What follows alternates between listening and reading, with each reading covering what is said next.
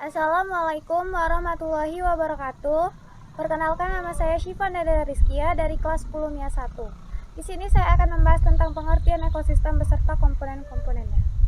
Ekosistem adalah hubungan timbal balik antara makhluk hidup dengan lingkungannya. Ilmu yang mempelajari tentang ekosistem adalah ekologi. Ekologi berasal dari Yunani, yaitu oikos yang berarti rumah dan logos yang artinya pengetahuan. Ekosistem dibangun oleh komponen utama, yaitu komponen biotik dan komponen abiotik. Komponen biotik adalah bagian berupa makhluk hidup. Yang termasuk dalam komponen biotik adalah 1. Produsen. Produsen terdiri atas organisme-organisme berklorofil yang mampu memproduksi zat-zat organik dari zat-zat anorganik melalui proses fotosintesis, contohnya tumbuhan.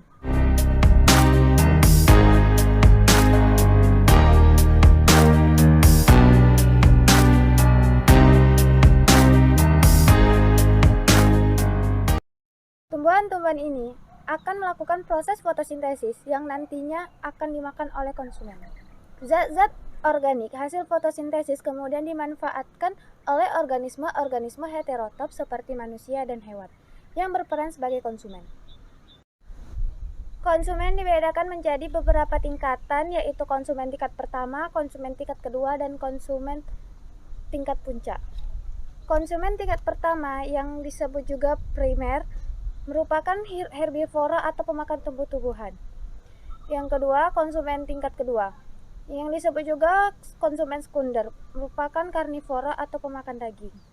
Konsumen tingkat tiga disebut juga tersier, yang terdiri atas karnivora dan juga omnivora. Peran pengurai atau dekomposer ditempati oleh organisme saprofit, yaitu bakteri saproba. Keberadaan dekomposer sangat penting dalam ekosistem. Contohnya adalah jamur dan bakteri. Yang kedua adalah komponen abiotik. Komponen abiotik adalah bagian lingkungan fisik berupa benda tidak hidup. Contohnya adalah tanah.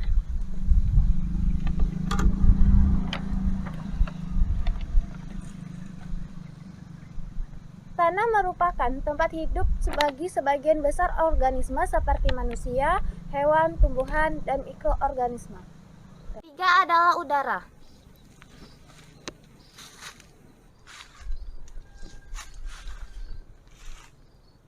Udara merupakan campuran berbagai macam gas yang menyelimuti bumi.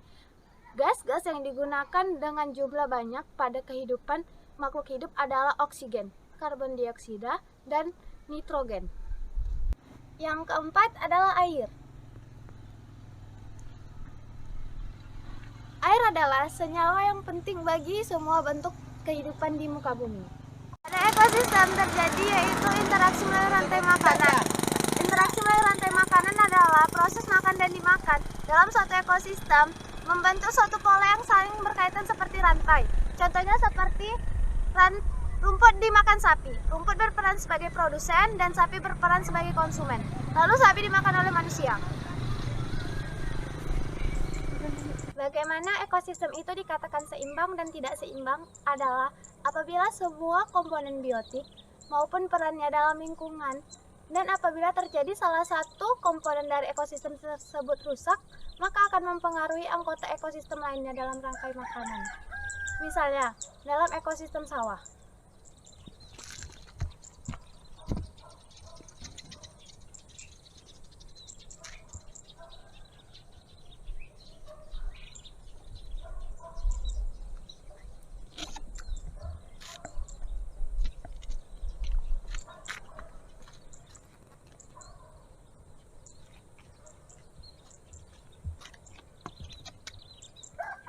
Jadi padi bertindak sebagai produsen, memiliki populasi sebanyak 10.000 individu, maka konsumen tingkat pertamanya adalah jangkrik, harus memiliki populasi sebanyak 1.000 ekor.